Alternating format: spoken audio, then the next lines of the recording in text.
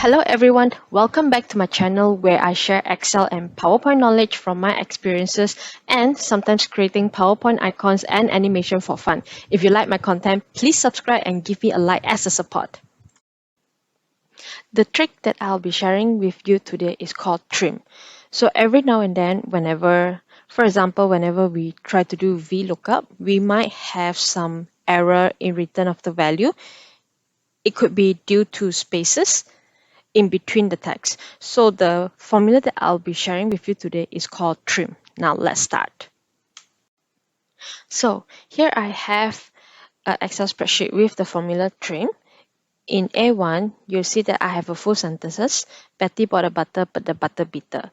And on column C, I have the formula written, which is TRIM, trim, and the result that we'll be getting from the formula.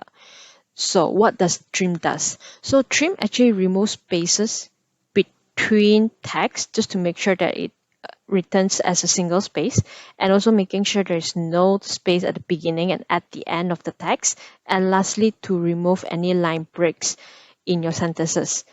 So let me try the first one. I will put in extra spacing here,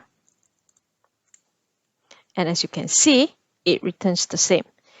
And what if I insert it at the front? Sorry. The trim formula actually fixed that for you. And lastly, let's try the line break. I'll put it here. You can insert line break by pressing on Alt plus enter. There you have your line break. So there is no changes to it. But what if I remove the trim?